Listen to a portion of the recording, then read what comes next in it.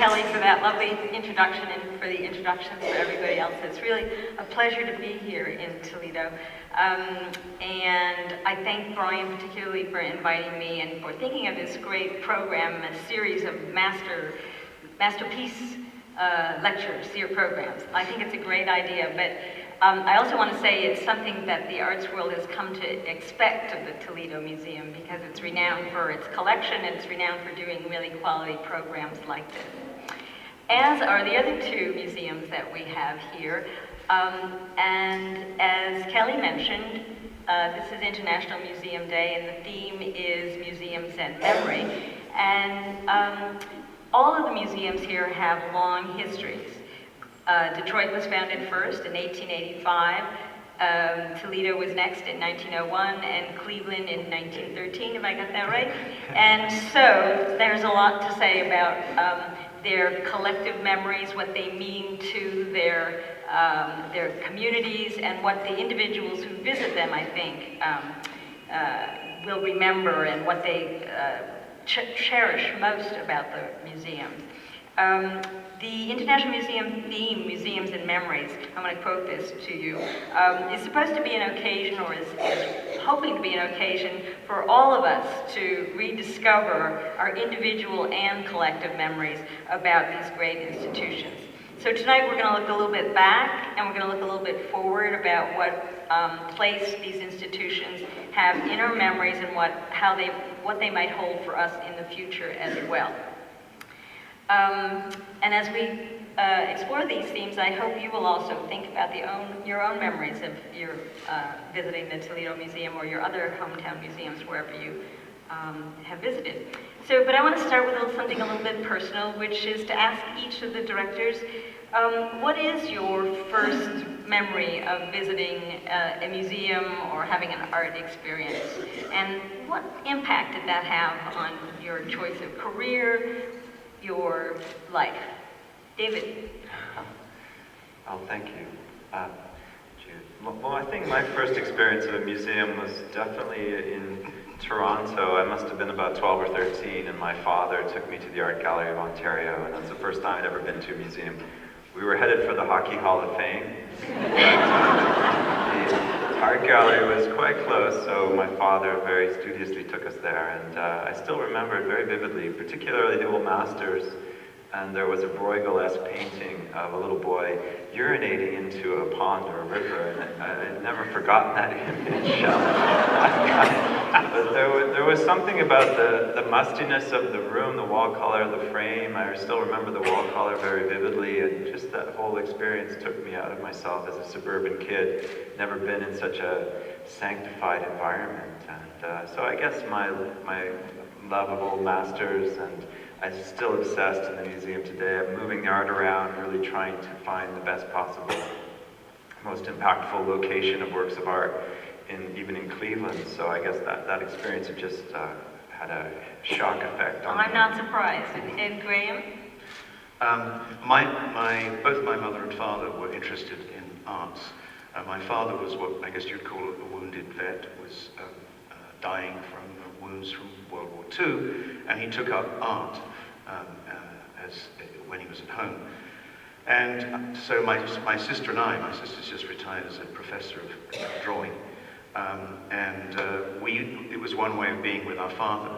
And I can remember very early on, I can't have been 4 because I can remember the house that I was in, when I did a picture, and I took it over to my father and I said, look, here's a picture of Grandpa. And I expected my father to say, well done, that's what it'll be patted on the head and reinforced. Instead of which he said, well, no, Grandpa doesn't look like that. Look at him, he's sitting in the window. See the way his nose comes out. And so I got my first lesson in the significance of selection in making a work of art. And then the second half of that is because of the good old National Health Service in Britain, every 6 weeks he would go up I lived about 60 miles from London. We would go to London for him to see specialists. And every so often he would take either me or my sister out of school. And I was probably 8 or 9, maybe 9 or 10. And I can remember, going to London today and hoping that we'd go to the British Imperial War Museum, and bloodthirsty little boy wanting to see all these things. The last place my father wanted to go. Instead, we would go either to the Tate Gallery or we would go to the National Gallery. And I remember most distinctly walking into the National Gallery and the realization hitting me that this was mine. This was just available. We just walked in it was free. And I can remember the picture I remember seeing, although I'm terribly afraid that this is all being neatened up in retrospect, was Poussin's Golden Calf, a picture that was just, and it all seemed to be glittering. I'm sure it was very dowdy and musty and fusty in those days, but it was a kind of an Aladdin's cave for me, and it was obviously it was, as we now know from our research, it tied very importantly to the family experience. Mm-hmm. Mm-hmm. And Brian? I think although I'd been in the National Gallery of Ireland, I'm sure many times, the most impactful first museum memory I have is of visiting the Sociability Library and Gallery of Oriental Art in Dublin, which when I was in, must have been, 10, 11, 12, something like that. This was an extraordinary collection, one of the greatest collections of its kind anywhere, that had been amassed by an Irish-American collector called Sir Alfred Sociability. But it was it wasn't, you couldn't call it a residential home. It's the top value street on the Monopoly board, for Ireland. So it wasn't an average house, but the collection was extraordinary. And I have memories of seeing, biblical papyri and Indian miniatures and Islamic manuscripts and wonderful book bindings and so on. And so the world was open to me. And how I got there, I remember as well. My mother was expecting my youngest brother, and her gynecologist was on Shrewsbury Road, which also told me that might have been a good career. It sounds like all of you had a little bait and switch there, though. You thought you were going someplace, you ended up somewhere else and got hooked on it, which is kind of interesting.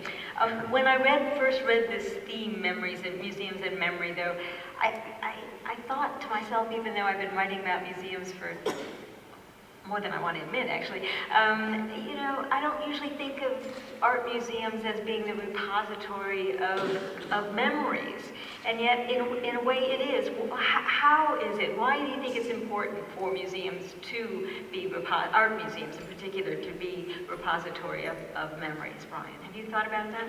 Well, absolutely. And in this recent planning process we had here in Toledo, the first question I invited everybody to take on was, what are your best and fondest memories? Because what became very, very apparent, and I'm sure this is true of the other museums represented here, is that museums are repositories of memories.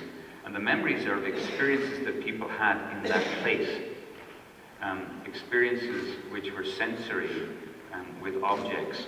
And I've become quite interested in brain science. I don't pretend to know really very much about it at all. But on the other hand, the process of engagement with an object that involves sensory memory and spatial memory, where we actually remember the feelings that we had and the kind of space that we were in.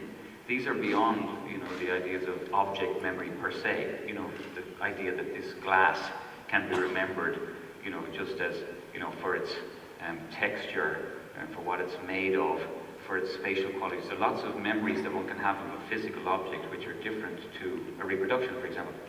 And so all of these experiences are possible in the art museum, and then we have the added bonus that they're some of the greatest objects of their kind ever created.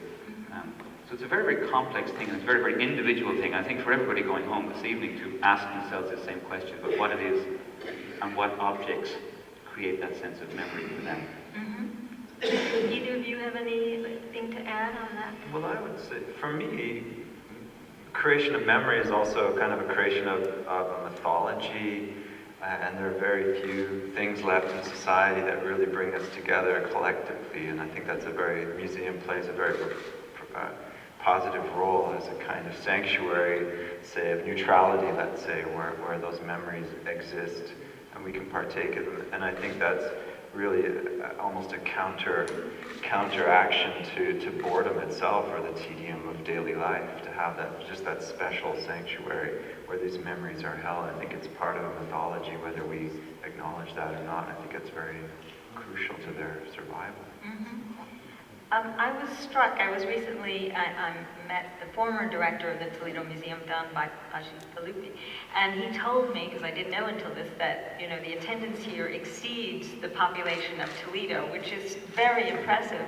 Certainly not a common phenomenon in most American cities. So I wonder, I'll get to you in a minute, Graham, because I think it's different, but what is the position of the Toledo Museum in this city? I know you've only been here a few months, but you must have an impression of it already. Well, the palpable sense that I have is that the population of the city and region esteems this museum as an exemplar of a type of ambition that hasn't been reached in every part of life in the city, but through the particular model that was established by Mr. and Mrs. Libby, including this wonderful environment that we're in here, is of a standard that just elevates everybody and that we continue to want to aspire to. But it's very, very much, I think, conditioned in locality. And we found when we asked this question that I asked about the best and fondest memories, that there were particular places in the museum that people remembered. And it's not just necessarily that you got married in the cloister, or you were proposed to in the Great Gallery, or you came to the Peristyle as a child, or that you sat on the Swiss chair, or whatever. And these sort of circumstances are very, very personal to people's childhood. And I think, Kelly mentioned 2,500 kids being in here in 2 sessions this morning at 10 and 11:30. They are the memories that are created for the kids, and I think that's going to be crucial to the future. Mm-hmm. Graham, I'd like to hear about the position of the DIA within Detroit. Well, it's quite complicated, as most things seem to be in Detroit and its environs. It was founded, or rather, it was established in 1885, and it was re-established in 1919. It was a classic example of the museum being seen as something that was, and it still is, essential to the city. And there's a document that relates to the planning of the DIA's comparable space to this, what we call it the film theatre, where the individuals writing the document say that Detroit has grown by so much since 1900, and if it continues its rate of growth at this rate, and other cities continue at their current rates, that Detroit will surpass Chicago by 1935 and become the second city of the States. And if it continues that rate further, and other cities continue at the same rates as now, it will surpass New York in 1953 and become the first city of the U.S. Needless to say, that didn't quite happen. But the citizens of the DIA, when you look back on it, kind of individuals, the Scripps family, the Booth, part of the Scripps family, the Fords, and other names not quite so well known, vested a huge amount of effort into building what they thought was going to be the kind of the greatest gift to the city. Jumping to the present, looking at the other side from memories, one of the things that we've worked on has been critical for the methodology of the reinstallation that we did is actually relying upon people's memories of their own experiences to help unlock the works of art that otherwise look completely alien to them. You can hardly imagine that object being used for serving soup, but indeed that's what it was. So that sense, we in another sense have relied upon personal, individual, normal experience, human experience, and memory to engage. But then, of course, when you start engaging with a work of art, I think of a work of art as almost like the entrance to a wonderful glowing black hole where you have a point of entry, and then you go in very, very different directions, and your own memories and experience will take you to different parts of the work of art, and will have different meaning based on our own memories. And the museum, to some extent, can guide that. One thing I've learned covering museums for all these years is that every museum really has a different relationship with its city. So I'm going to ask the same question of Dave. Well, I mean, not to lower the tone, but I think the museum is really an economic driver in the city. We're in the middle of a $350 million campaign, building expansion. What that means for jobs and the local economy is significant. But of course, the prestige of the city also rests in Cleveland with the museum and the orchestra. And we are up there with our sports teams, I would say. And sometimes we achieve at a higher level, quite frankly. But I think fundamentally we serve, in a very complex society, a very divisive society, we serve again as a neutral space for people to really come and feel safe, to feel lonely if they want to feel in the company of friends, and just a neutral space in society. I think it's very, very important to have a transformative experience, and so Cleveland needs spaces like that, and we're building a central atrium space. I think it's slightly smaller than this. This space is absolutely glorious, but it's a similar idea. It's not an exhibition space, but just to have a space where people will feel as transformed as I'm sure they do when they walk in the space, or the Pantheon in Rome, and just feel the embrace of that space. And Cleveland needs that kind of positive architectural symbolism as well. So the museum plays that role, I think. You've all mentioned things like self-image, and I think the analogy with sports teams is really interesting. They have superseded in some ways that identity creation that people have, that link that people have with their cities that may in the past have been more aligned with cultural institutions. Is there anything that you think art museums can do now to rekindle memories, become more central to the identity of people, of all the people? And to answer it slightly differently, I would say many of the statistics demonstrate that, in fact, culture is more economically significant than sports teams. You think of Ford Field in downtown Detroit. It's great. People now, there is a reason, but they come down. How many games are there in a season of football? 16. And Detroit seems to not quite get into the playoffs. So that's 8 times that Ford Field is used by that, and it's used. So much of the evidence points to, and I don't want to fall back on the economic argument purely because the Rank Foundation showed that this is something of a dangerous argument, but it is very simply economically significant. I met with, we're pursuing a political initiative right now, and I met with the rather conservative head of Oakland County, who has resisted taxes in the past, and he said that he can say with conviction to his conservative friends that the DIA is essential for the economic well-being of the Detroit region. We just don't get that out as effectively as we can. Yes, and I wasn't really, I think you're absolutely right. I wasn't really talking about the economic argument, though. I was talking about image, self-image. A perfect example, and unfortunately, it's from architecture, but it's the way the Milwaukee Art Museum Calatrava wing has become a symbol of the city. Is there an opportunity there, do you think, for any of your 3 museums to really become central to the identity of the city? Or do you think you are already? I'd like to think that the Cleveland Museum of Art is certainly part of that identity of the city. I think identity is that question of self-image is a changing thing over lifetime. The museum, one hopes, is not going to die, unlike people, and same with the city. So the lifetime and the life cycle is continuously repeating.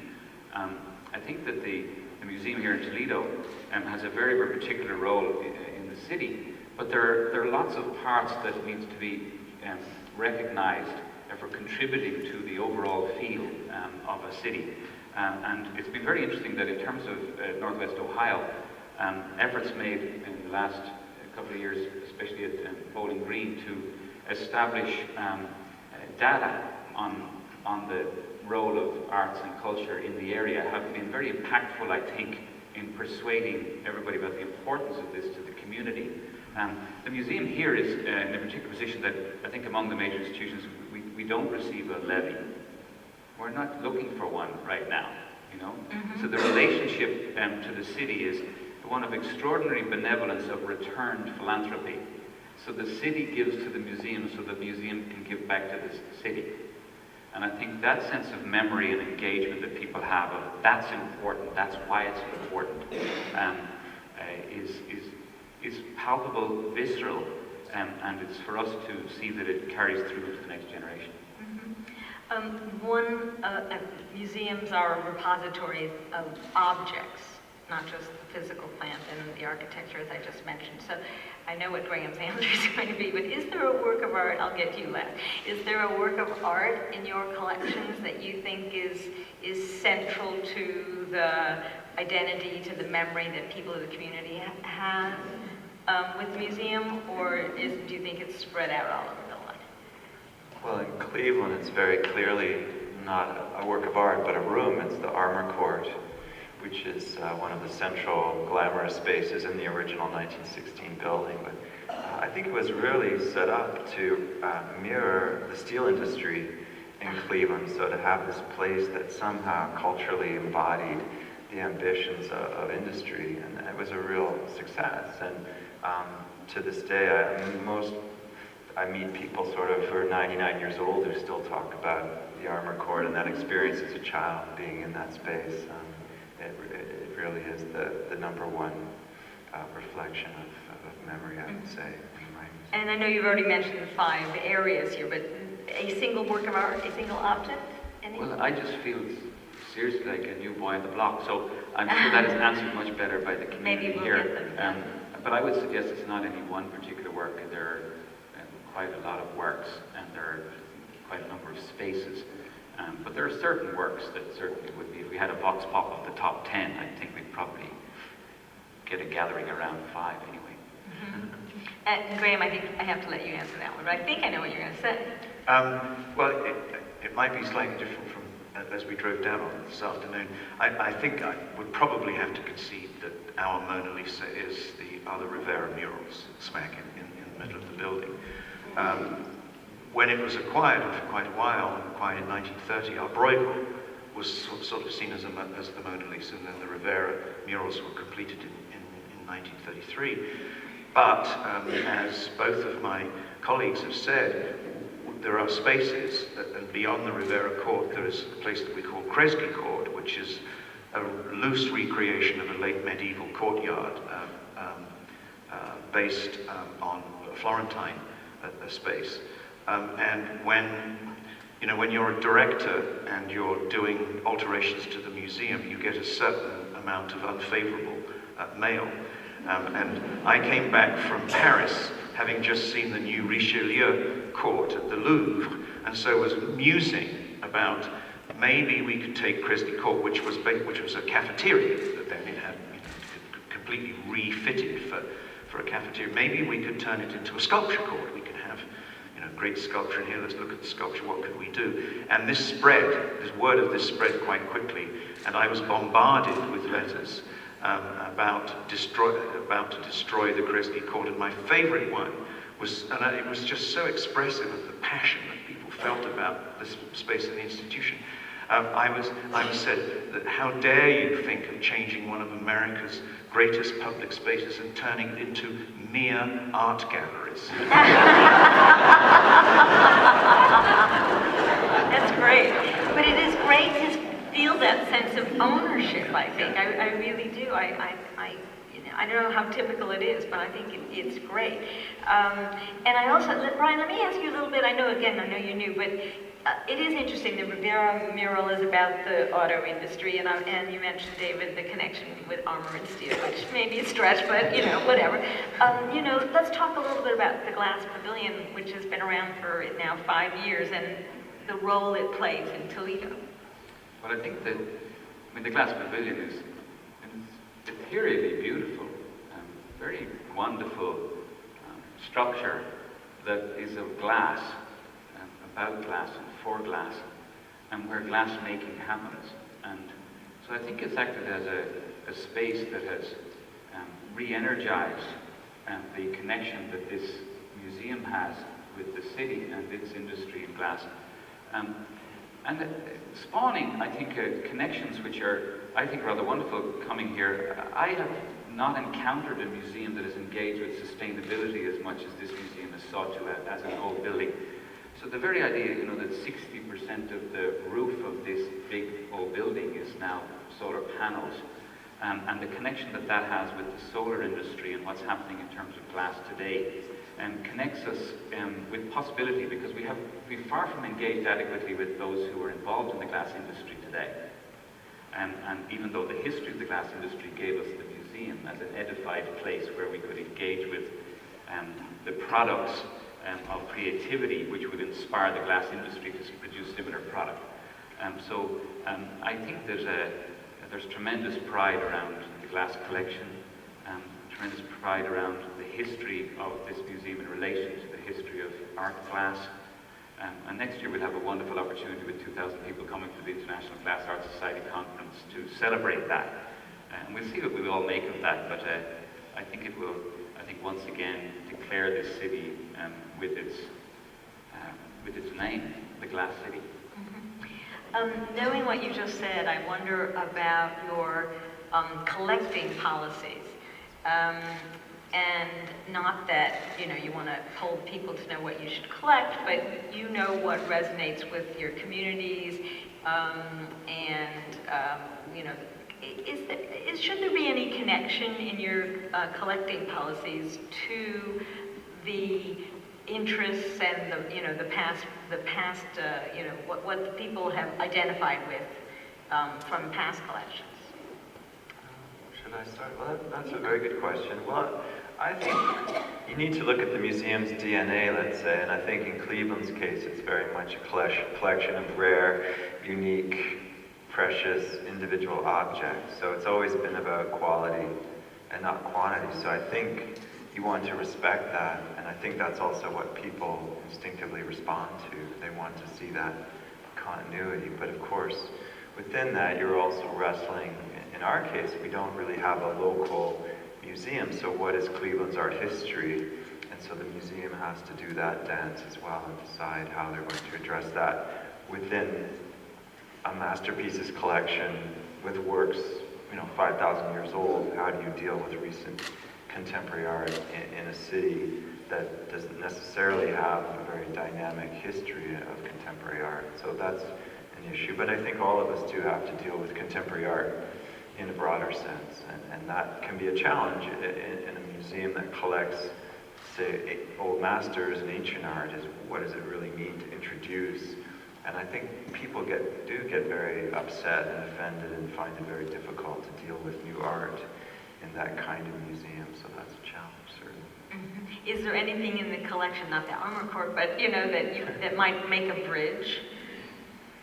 Oh, definitely. I think what I find we can do almost, maybe not uniquely, but certainly our challenge is we're not a contemporary art museum, but we can collect contemporary art, so we should try to figure out what that means in terms of using the lens of the past, or maybe to only collect contemporary art that judges itself against the past, historicizing contemporary art, or feel some intangible sense of quality that might be matched, even if it's in a video.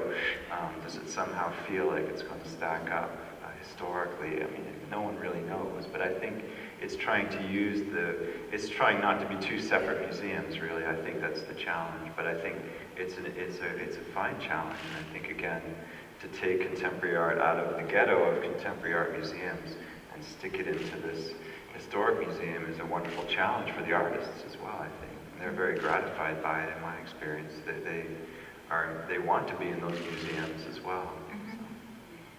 What about collecting policies at the other museums here?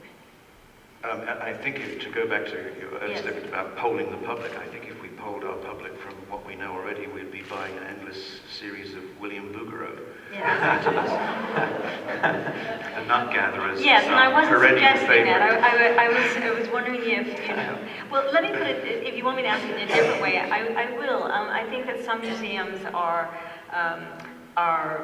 in some places being universal museums and trying to address different groups within their communities and trying to buy things that appeal to certain groups. I don't think Cleveland is doing that, right? As you and I have discussed. So I don't know whether you are either, and I don't know whether museums should collect that way. That's really the question I'm asking. Well, we do have 13 auxiliary groups, support groups, and the majority of those are what we call curatorial groups. They're actively involved in helping the museum collect. As it happens, the oldest of the DIA's auxiliary groups is the Friends of Modern Art, that was founded in 1930. So it has the longest tradition. And I really just have to echo what David has said, is that in the sense that we've just had a Museum of Contemporary Art, Detroit, MoCAD, open 8 blocks down the road, and this caused considerable heartburn among some of the funders in town at another institution vying with the DIA, but it simply can't be that way. I've spent 17 years as a curator of contemporary art, and there is so much out there, and that's going on, that I think 6 contemporary art museums would barely cover the field if you were looking nationally and internationally as they are.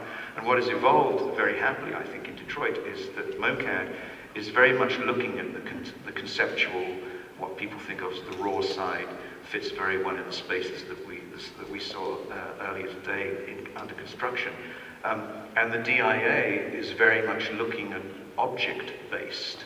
That's where we're collecting. It relates to the objects that we already have, and then we are almost by default looking at the history of the object as artwork, and it does have that wonderful context and continuity. We haven't reached the point where we're actually talking to one another about what we're going to emphasize. They're not a collecting institution. But it is a balancing act, because I think many people we know go from having just seen a wonderful Rembrandt or even a Picasso, and they walk around the corner and they see a pile of refuse in the middle of the room, and that there's a different value system that has decided to show that work of art. It's about values. It's about modern contemporary values in a way that connoisseurship and selecting quality from the past is a different intellectual activity and emotional. Brian? Well, I think that you need to respond to the nature of what you've got. In Toledo's case, we've got really 3 distinct collections: the permanent display collection, and then this works on paper collection that really hasn't been very much examined, and then this glass collection that has been very much part of the museum and now given this wonderful space. So there's an agenda across different areas that we have to tackle. I think, going to your earlier point, I think there's much debate, much discussion around whether one should seek to reflect one's local community. So, for example, if it's a Hispanic community, well, then you have galleries of art that specifically address that community, or whatever racial makeup your community has. And these are decisions that are complicated and definitely local. And local for different reasons, not just for population reasons, but also, well, who are your donors, what's the politics of your land, and what are they trying to do there, and what are you trying to do there. I think each case is different, and there's no one-size-fits-all. In the case of Toledo, I think that there's a tremendous enthusiasm for being aspirational around great works of art, to go after the great works of art. However, there are complications that emerge in the acquisition market around that. Just to name 2, antiquities are, a particularly challenging area right now. And I think a lot of those arguments and discussions will dissipate over the next 10, 20, 30 years. Contemporary art at the top end, particularly modern art, 1900, 1950, and even extending into, Andy Warhol's, or a whole stream of Wayne Thiebaud's last week, which went for, over $1 million, 2 million each, and that were being taken out of the realm of possibility by the amount of money in the market. And so we've got to box clever, we've got to go kind of against the market, we've got to go in areas which are out of fashion currently, and yet we've got to try and compete. So it's sort of watch and wait, I think. I'm interested in what you're doing to strengthen the links that you have with your members of your community. And let me go to something that I noticed on the Cleveland website. I don't know what the impact is, but they've recently put out, I think, oral histories talking about a previous director and in the videos and podcasts. And I'm wondering why you did it, what the impact has been. It's been a strong impact. I think it's exactly this. We're trying to get, one of our really successful things is on our lagoon in front of the museum, people traditionally in Cleveland have got their wedding photos taken. So we've asked people to send in all their wedding photos, and that's gone up on the website, and that's been probably the most successful thing we've ever done. Is anybody listening to the history podcast, though?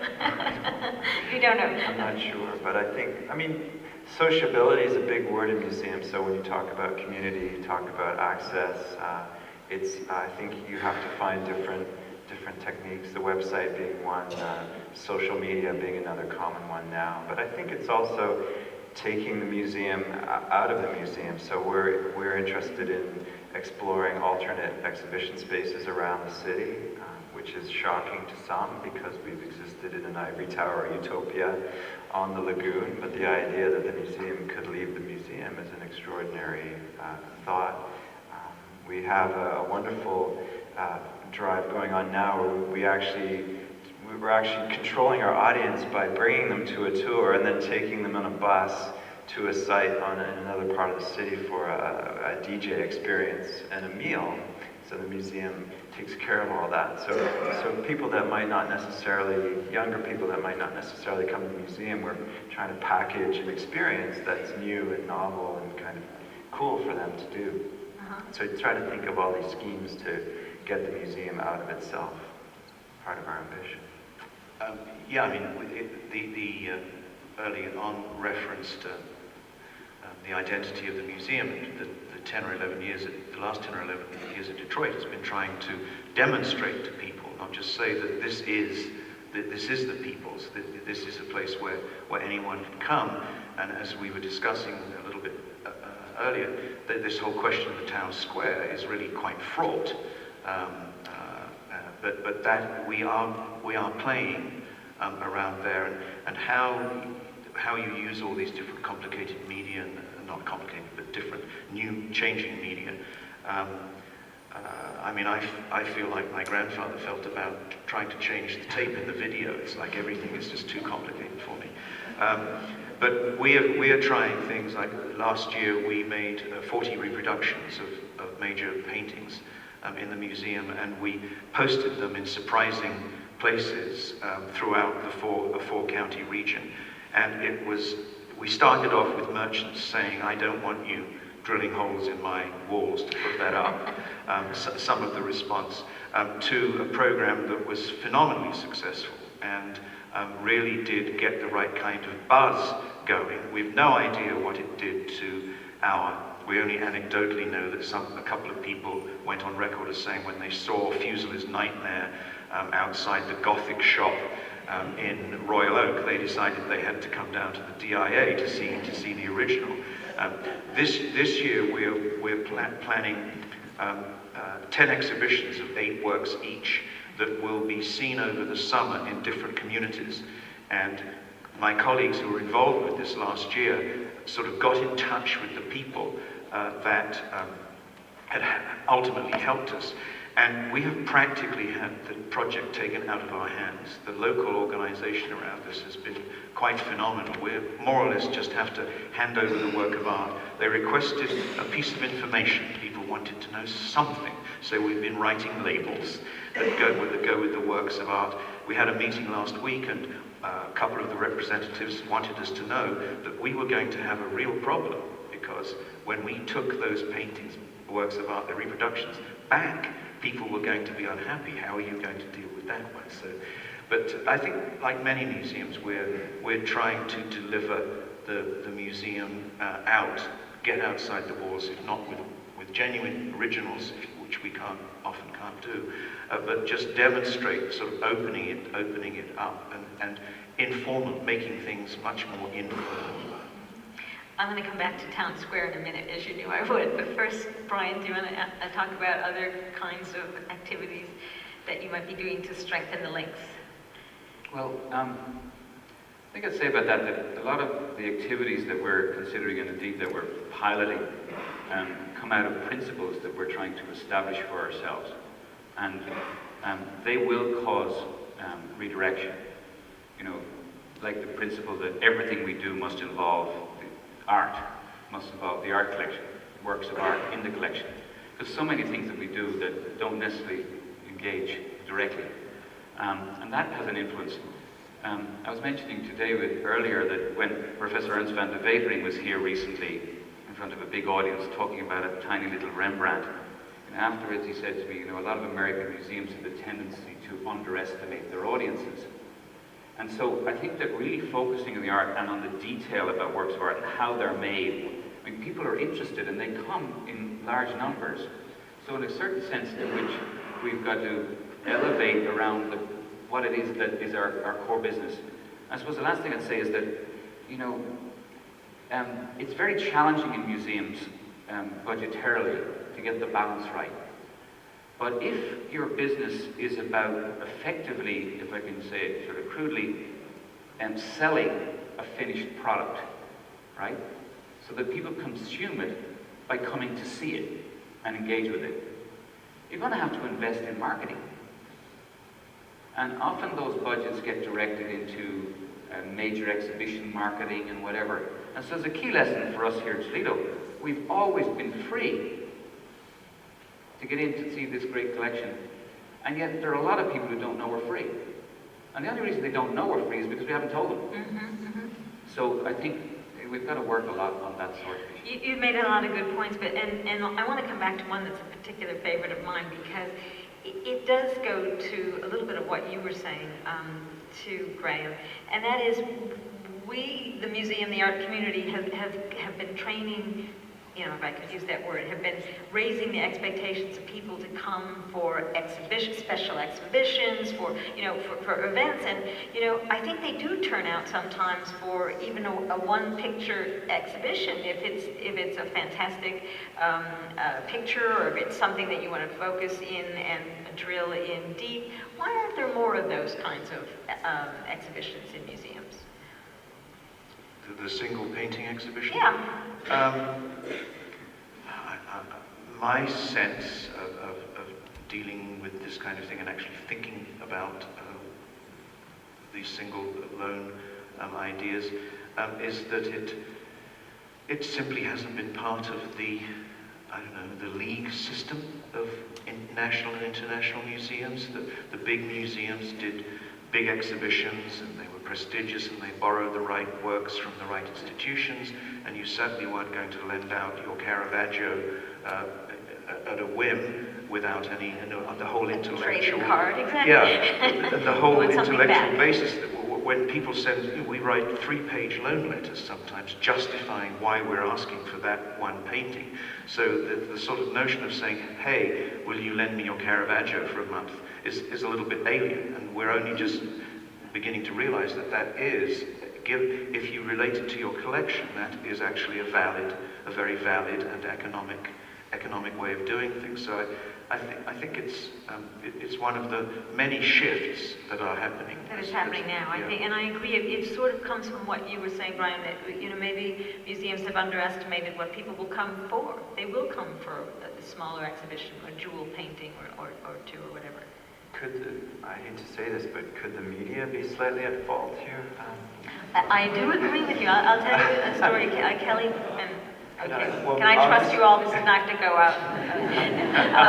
I used to work for the New York Times in the culture section, and there was a time when the critics, I was a reporter, not a critic then, there was a time when if it was an exhibition drawn from the permanent collection at the Met, say, they wouldn't review it. There were so many other things to review in the city, they wouldn't. They don't do that now. They will review an exhibition drawn from permanent collection. So I do agree with you. I think the media likes big things, and we like to make a big deal out of things.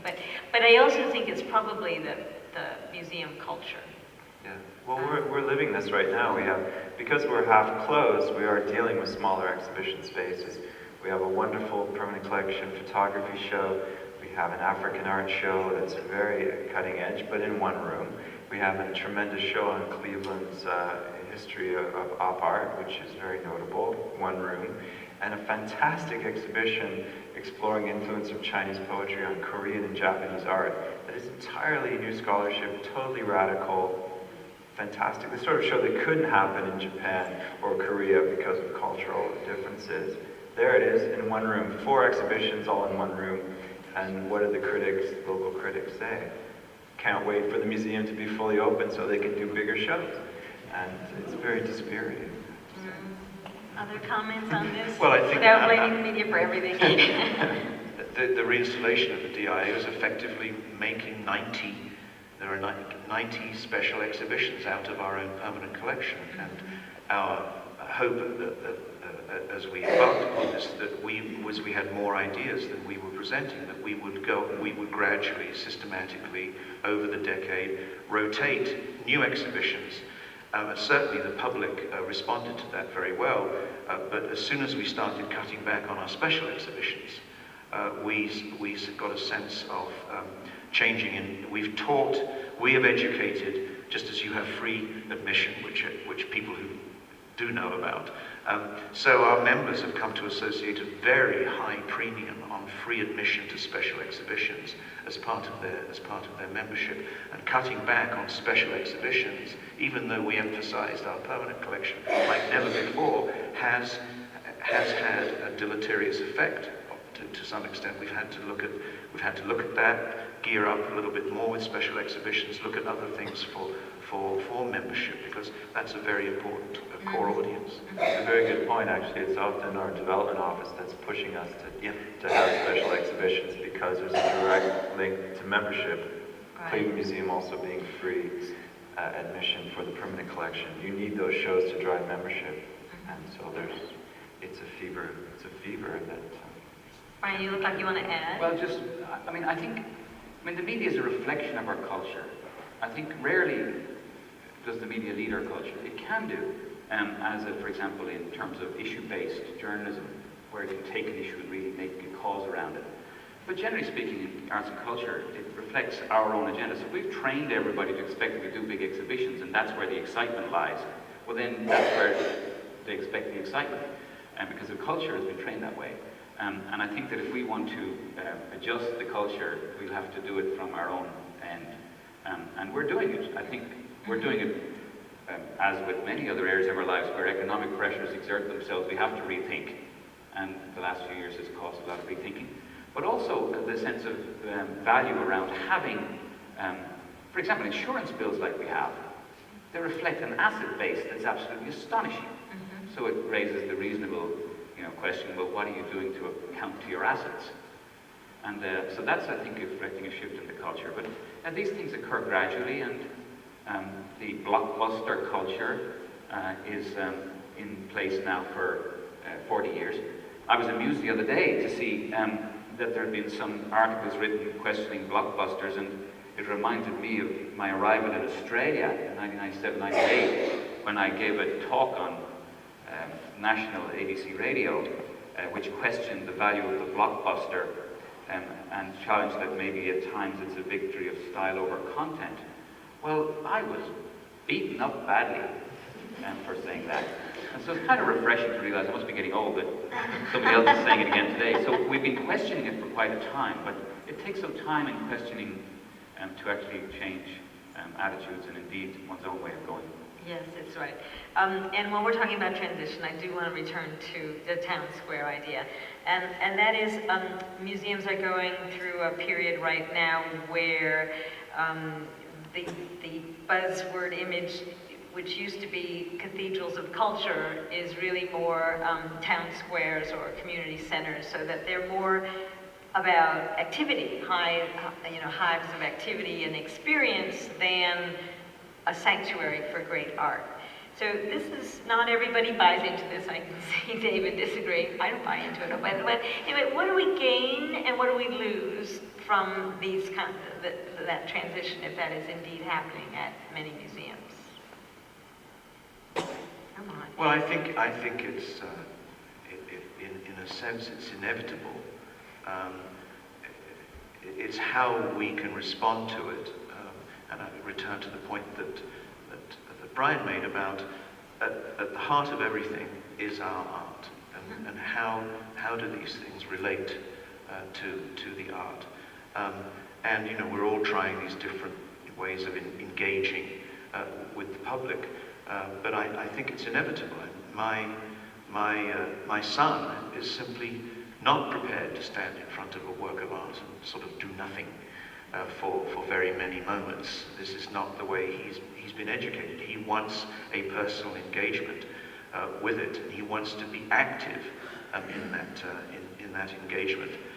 So I don't have any answers to it, but I think it is, to use vague and grand words, there is a kind of democratization going on here that I think is very, very healthy. But where it's going and how we control it, I don't know. But color reproductions were seen as a potential threat when they thought, people will have such wonderful color reproductions, they won't have to go to the museum. In fact, it had the opposite. It had the opposite effect. I'm not quite sure what people mean different people when they talk about the town square, but I want the DI to be a place that people come to gather because there is something happening there, because they feel that they have ownership, and in that sense be the sort of the town square that you drop into and have a glass of wine and that kind of thing, and think that it's a natural place, because we don't have very many town squares anymore. But that's a rather passive approach to it. It doesn't really envision the museum changing its operations very, very dramatically. I can't believe I'll think the same thing 10 years from now if I'm still around. But maybe. Brian's dying to jump in. Yeah, okay, this is something that's something I've thought about for a long time. And I remember there was an article in the 70s by Duncan Cameron who talked about the art museum as the temple or forum. And that was the word, the forum at the time. And then we had the laboratory for ideas, and now it's the town square. And basically the effects of cultural democracy and the democratization that Graham talks about have been radical and very, very effective in potentially broadening our audiences. However, they've driven us back, I think, to considering the temple and the forum. Because I think an awful lot of people really do want to come to the art museum as some sort of place that it's elevating, it's inspiring to go there, it's different. And of course, a lot of places are built like this one, where you have these grand steps to this columned entrance, and there's been a lot of study done on all of that. But there's an effective way of progression which is temple-like and intended to engage the spirit. I think there's challenges from both directions. One is the last thing that I would want is not to be a participatory museum, as the current lingo puts it. But I also feel that it's very important that we don't become sort of an alternative church, but we're church-like in a sense as well. So we're a mixture, and we shouldn't lose both. Or to put it another way, in our terms of the art in our museums, well, for this kind of museum here in Toledo and others here, you want the gold medal winners, but you want to share them with everybody.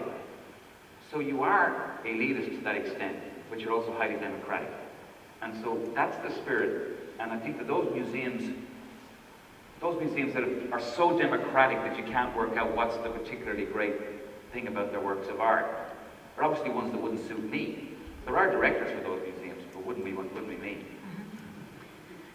Well, And then we'll open it up for questions, so just let people... Well, what excites me, though, is sort of back to the future, and when you apply for jobs, you think about the roots of your business. So I went back to the Nine Muses, and of course, it's a very eclectic group of personalities, and so I like the idea of the museum as being a very creative place with all the other arts built in, so there's kind of spinning pinwheel of connections with creativity and so on. So that's something that I think our museum strives to.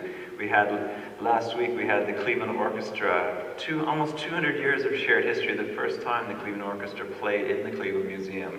They're right across the street with a conductor, and we did a series of 3 concerts with pre-concert lectures related to the music and the art of the time. Wonderful success. But that sort of potent, intelligent, I would say, connection between the arts is something I think the museum can very much withstand. And I deliberately call our film, our performing arts and music people, I call them curators, because I think I want the art curators to know that they operate at the same level of seriousness and research and so on. And I think that's been very positive in at the Cleveland Museum. The only thing I wonder about though, and I'll open it up, that is, so much of it becomes about the experience rather than the art. Does that matter? And will that change our, memories of museums, our connections to museums? No? Not at all, at all. I mean, Okay, good. The essence of it is that these objects, they don't move, right? And we are moved by them and we move in relation to them. So it's an experiential construct that we've got in a very artificial environment where we gather up world culture and put it all in one place. But effectively, it's spatial, and spatial is the relationship between us and the object. And that's what we carry away, I think, as our most palpable memory. Just to mention one other thing, nothing thrills me more. I remember the first time it happened here in Toledo, I'll always remember it. I was here on a Saturday, and this group of people suddenly rushed up towards my window. And they were all bridesmaids. There must have been 20 of them. And I had no idea what this was about, because nobody told me that one of the things you really do in Toledo if you're getting married in Toledo is you're photographed in front of the museum. And so David's given me a great idea for a project. We're going to do that. Okay, so let's open it up. Who has questions? One over there? Yes. The microphone. The microphones are right there. I'm sorry, the microphones are where? On each side. Oh, I can't see them. I see, okay. I had the pleasure of growing up in Cleveland, Ohio, and I remember the Armory Court very vividly because I couldn't wait to get home to make a battle axe. And of course, the thinker out in front always inspired all of us because we didn't quite understand what the fellow was doing. The point is, I want to comment on something Brian mentioned about the art museum being an elevating place. As we, in the nonprofit sector, I'm involved in that these days on a pro bono basis, as we try to aspire to this younger generation, we have to understand clearly that this world has changed, particularly when it comes to young people. As a young man growing up in Cleveland, we would go with dates down to the University Circle area because that was where the people that counted and had achieved hung around. And we wanted to be like that. We didn't necessarily hang our hopes on becoming a rock musician so we could be playing rock and roll with ponytails at age 60. We wanted to see the people. Likewise, our corporations in Cleveland, like Ohio, made major donations to all those museums down in the University Circle, and likewise that was going on here in Toledo. Today we see our corporations, instead of giving money, if you will, or supporting to any degree, varying of course across the country, the art museum, they will spend millions to have their name hanging on the side of the stadium. Our culture has changed. Young people today don't necessarily go out there and say, I want to become the chairman of IBM, but rather they'd like to pick up that guitar with 4 chords, achieve great stardom and celebrity. So as we talk about the art museum, I think we have to keep in mind the fact that this should be an elevating place, and I hope we continue on that track, David and Brian. Thank you. Okay, would you like to comment, answer, respond? It's a nice comment. Yeah, I was in a rock band in the 60s. Yeah, they're not mutually exclusive. Graham was in a rock band. Well, I had one of the chaps backstage here, the last time I was on stage here, hand me a notice about things about Irish people. It was a series of 10 advices. And the first one was, all Irishmen think they can sing. I think he was right. But I think the idea of elevation, we sometimes are afraid of it, or we're being pushed not to consider it, and to say that, well, that's like something that will keep people away. And I think it's really all about the way that we present it. But there is something strange about, somebody who, goes into a very special sort of experience when they're looking at a two-dimensional object on a wall that a lot of people don't get.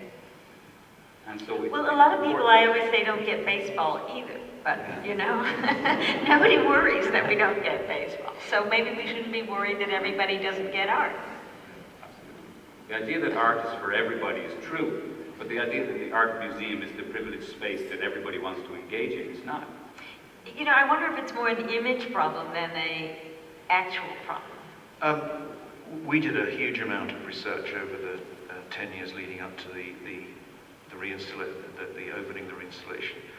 And one of the comments that struck me that was echoed again and again was a woman in a focus group who started off by saying that she didn't like going to she wanted to go to the museum, but she would go in there and she felt intimidated and that she didn't belong, and it was not a warm experience, and the conversation went on for a couple of hours, and it drifted to the fact that, you know, that it needs to be, the museum needs to be relaxed and not snooty and all this kind of thing.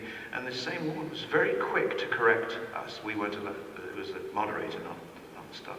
Very quick to correct us that, no, she wanted the museum to be special. She didn't want it to be the shopping mall. She wanted it to be the museum, but she wanted to feel comfortable there.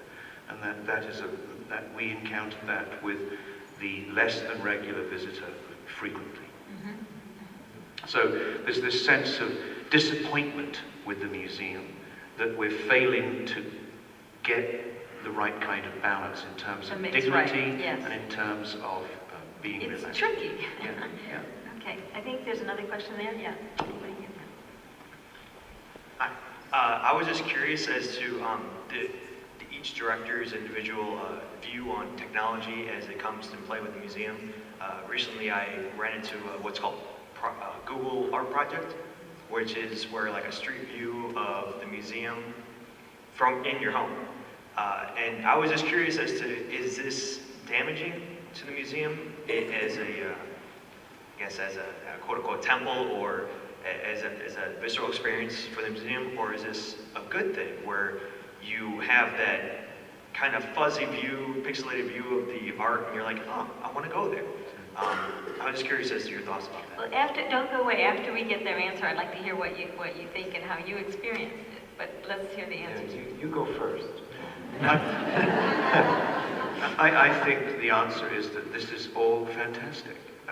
It's the opposite of, I can't argue about these things, but it's the opposite of the medium is the message. It's what you're conveying through those media that really account. You can convey, Nazi hate on the one hand, it's the same technology, or you can use it to attract people to the museum, and these can all become vehicles. In the case of President Obama, raising money; in the case of a museum, raising attendance, raising attention. I saw just this week a TED talk that was done by the person in Google who made the Google Art Project. You can look it up on YouTube. And it's just a few minutes, literally less than 5 minutes. It was just an idea he had growing up in India of how he could access the art collections of the world. And really, it completely dissuaded me of any worries that I had about the Google Art Project. And I think immediately some of our staff who saw it said, well, should we get in touch with them? And I think the answer is yes. So I don't want them filming where we put our security cameras and all those sort of worries that we as directors have, right? But am I worried anymore? Not at all, that being able to use this, billions of pixels that they can use to examine your work of art will stop people from going to see the work of art. Not at all. One of the things I loved about it is that I don't know how many of you have used it, but each museum could only choose, after they did the gallery pans and all that, could only choose one work of art in which you could go really close on it. And it sort of gets at what we were discussing today. I mean, what is the artwork that you would pick that's most meaningful either in the history of art or, to your community, or that you want the world to know about, as your signature piece. So I thought that was very interesting, and I certainly don't think it's going to, dissuade anybody from going into the museums. But the questioner, can you tell us a little bit about what you thought about it? It's an interesting idea. I have always been a fan of the visceral experience of being in front of the art piece, the texture of it, the smell, the space. So if anything, I would have liked an enhanced experience in front of the piece, not an experience within my home. It's almost not really religious, but it's almost like a religious experience. The kind of the method of me going there, going through the doors, just going in front of my favorite piece and just sitting there looking at, studying it. Okay, Brian wants to answer. Just a quick thought. Bill Yao, who was here recently, he kind of blew my mind, because if you're worried about the Google Art Project, wait to hear this. He says, no, Brad, what you really need to do is you need to recognize that the way to get at the whole world on the net is you just put a box in the corner of your gallery there that has the Van Goghs and the Monet, and the Renoirs and so on. And at night, anybody around the world can activate the box. And the robot will come out, and the camera will come up, and will scan those works of art, shine a light on them. And I guarantee you, you'll have the greatest hit on the internet. And of course, he's right, but I'm worried. We're just not thinking out of the box enough. Yeah, okay, David? I have to say this, but I did a TED Talk myself saying that the Google Art Project was a terrible catastrophe Oh my. for the art world. So When did you do the TED Talk? A couple of weeks ago. It's Okay. not up on the web. Oh dear, okay, tell us why. Well, I just think, I mean, as a promotional tool, it's fine, but I think it degrades the experience, frankly. It turns everything into a flat video game-like experience. So I think it really is very degrading, and it's certainly not a way I would like to experience any museum. See, I viewed it as a Fundamentally- teaser, as Well, again, it's a promotional. an appetizer, and I can't get the main course unless I go. No, I found it very distorting. And actually, what's funny about technology is, in the end, it's very clunky. So the actual experience of using the Google Art, in some ways, I found very frustrating. It didn't inspire or enlighten me in any way. And fundamentally, I think it just takes away, as the gentleman so eloquently said, it just takes away from the visceral experience of the museum, and the fact that even paintings are three-dimensional objects. They have a surface.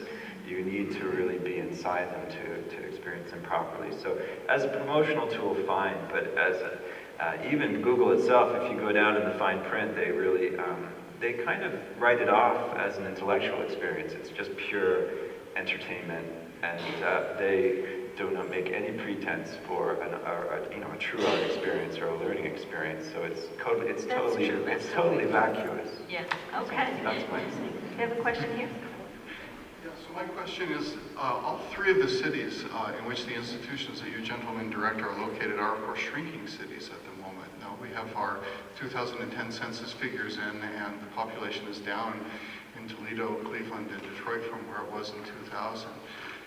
The great collections that are in the museums were acquired at a moment in American history when these metropolitan areas were much more important relative to the rest of the country than they are today. So the question is, what role can the museums play in stabilizing these metropolitan areas and perhaps turning things around? I gotta get my blood pressure down. Depends on which economist Well, you believe in, I think, right? There are a couple of aspects that I would address. One is that, as everybody probably knows, that Michigan suffered a net loss of population in the state the first time since, I don't know, 1930 or something like that, any state, which is disturbing. And Detroit, of course, famously has lost 25% of its population in the last 10 years. But the population of the southeast Michigan area hasn't changed very much. There used to be 3 million people in Detroit and 1 million people around Detroit. Now there's less than 1 million people in Detroit. There are 3 million people in the communities surrounding Detroit. So our job is, as it always has been, is to persuade the people to come to the museum and use it with whatever devices we think is healthy and positive. But it goes back to some of it goes back to what Brooks Patterson said to me yesterday, that there is no doubt that the culture is absolutely critical to the survival and the growth. The economic, he used the word critical to the economic growth of the region. So in that sense, the irony in a way is that when the city of Detroit and the wealthy individuals whose wealth came from the city of Detroit were throwing money at this object, although there was a lot of talk about this being for the people of Detroit. As we know, historically, these were in fact rather tightly controlled clubs. And I'll tell my favorite story that I mentioned earlier on, that when the fiery young director of the Wadsworth Athenaeum at the end of his first year in 1929, Chick Everett, was telling his board, that's Wadsworth, this is the Hartford, Connecticut, was telling his board that he had this exhibition of Picasso. They were extraordinary: Picasso, Miro, Dali, all in the space of a year in Hartford, Connecticut. And he was saying about all the people that had been coming to the museum, and a voice from around the board table said, "But Mr. Everett, do we really want all of those people rampaging through our museum?" So it really is a matter of who feels the ownership. But I don't think many trustees would say that today. Not today. Yeah. No, but I mean, even when we were, our rhetoric, our framework, right the way up until a couple of decades ago, was art history. We started teaching art history around 1900. And in the last 40 years, leading up to 1990, we were trying to find ways to make art history more palatable to the visitor. That was the main framework that we were. So we were presenting people with a specialist requirement before we felt that they would have the keys to get into the works of art. And as I think Brian said, he is without doubt a Republican. Now I've lost the train of my thought. But we were still talking the same kind of specialist language, which actually, most of the time, was presenting a barrier rather than opening doors to people. And that's what has changed in the last 20 years, and that's what I think makes it, with all the perilous things that can happen, I think that's what makes it really exciting right now. Well, it's interesting in Cleveland. It's also a city that's been shrinking, but I mean, the mayor has practically given me his home phone number, because I think, the future of the city very much rests in the arts, the orchestra, the museum, and then the medical industry and the university. So arts, meds, and eds is the catchphrase. And there's really, again, people can quote studies, but there's no doubt that people want to. The Cleveland Clinic, I know anecdotally from their director, people are attracted to come there from all over the world because of the orchestra and the museum and the university. They want to be in that sort of environment. So in terms of repopulating our cities, and I think that these cultural organizations have a great role to play for, again, public image, and just even, again, visceral things like safety and where you want to live and the kind of neighborhood you want to live. So. It's interesting, and no, I'll talk since nobody else has come up. It's interesting though, because the idea of a destination museum, which gained such favor after Bilbao, the Guggenheim Bilbao was such a success, which I think that opened in 1997, if I'm not right. But it hasn't been replicated really anywhere else. And so the arts as or a museum as a destination that creates economic activity is, just doesn't hold water. And yet, at the same time, I think what I see is that museums are expected, if corporations want to locate in some place, they expect a certain level of culture to be there. And now it's become, and museums are still trying to prove their worth by making the economic argument that they create economic activity. I noticed the Seattle Art Museum recently they commissioned a study on the economic impact of bringing over an exhibition from the Picasso Museum in Paris while it was closed for renovations. And they published a study by I think it was the University of Seattle Economics Department. It created 66 million worth of economic activity. In a way, to me, I understand the dynamic that's forcing you to do that. But in a way, I think it's a bad trend to sort of justify that museums have to use that as justification for their importance. What do you think? I agree. I think it's an important argument to make, but it is, use the word twice in a few minutes, a perilous argument to rely upon. But I think we are, with all of the projects that we've been talking about, we are getting better in expressing and delivering the value of the museum as a kind of social enterprise. And we are actually, I think, moving away from economic justification so heavily as a reason for doing this. And I think that's all part of the really great challenge. I think one thing follows the other. It's certainly important that we market and represent the influence and the effects that we have, but what's far more important is actually what we do. So concentrating on being excellent. And so all the places that David cited in Cleveland are centers of excellence. And I think that the museum, the IA, we're a center of excellence within our cities. And therefore people make things happen, and we want to collaborate and partner with other centers of excellence.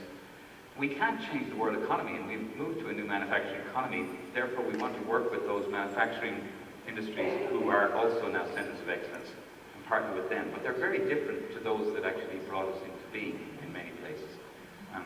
I agree that we should be concerned about it, but I don't think that it should be a primary driver or a primary driver. They're queuing up over here. Oh, they are. Go ahead, sorry. I just have two comments, and I don't have a question. My first comment is that I'm very proud to be a Toledoan tonight, to have such wonderful, distinguished guests here in our city. And secondly, Brian, when I met you 6 months ago approximately, I was wondering how a man from Ireland would be able to embrace what art was in Toledo. And hearing you speak tonight made me realize that you've done a wonderful job. Thank you. Thank you.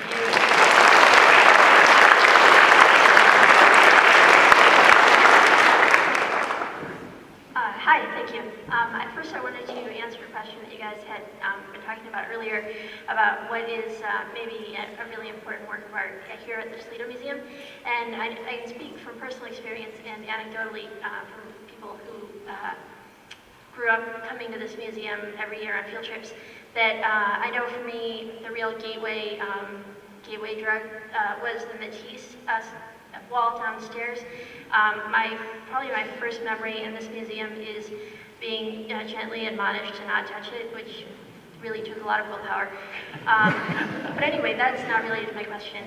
My question is, you guys probably get access to really, really awesome, seeing really awesome paintings and meeting really interesting people, and I was wondering, what are the some of the moments that you've experienced as museum directors that made you say, holy cow, I can't believe I'm here and getting to do this? Like, for instance, maybe it would be coloring graph paper squares with Frank Stella, or location scouting with Matthew Barney, I don't know. But I'd like to hear what that would be for each of you guys.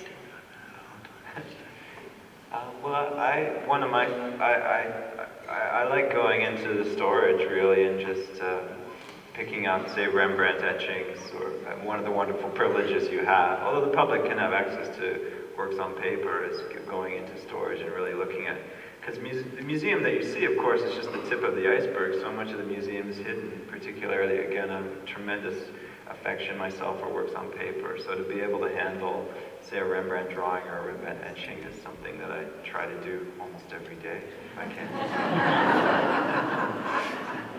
Yeah, I mean, there are lots of examples of, if you like, privileged moments, you know, being in the dwelling places of people who possess in their own personal home objects of just, you want to die for. I think that meeting people who tell you about how important the museum has been to them, that's a very elevating moment. Seeing moments of engagement within the museum. But just one thing that came to mind was, you know, we see so much art that sort of moment that just takes your breath away recedes. You know, you just don't have them quite as often because it's what you do. And a few years ago, and I've been working for about a decade on contemporary art, and abstract art.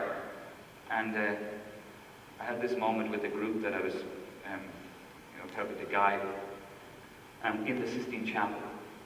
And we had an hour and a half in there. And I hadn't been there, I'd been before, but not since it was clean, so not for a long time. And I had this moment that, which was hard for me. I really didn't say anything for an hour and a half. And I talked about it endlessly for weeks after. I want to second that. I know you didn't ask me, but several years ago, I have to get access sometimes to things behind the scenes too. And several years ago, I was privileged to go to the Sistine Chapel on a Saturday night with some curators from the Philadelphia Museum of Art, and there were just 10 of us in the room, and we could have an hour and a half, and lie down on the floor and just stare up at it. And it's just amazing to be alone in there. I mean, even 10 people, you're alone. Graham?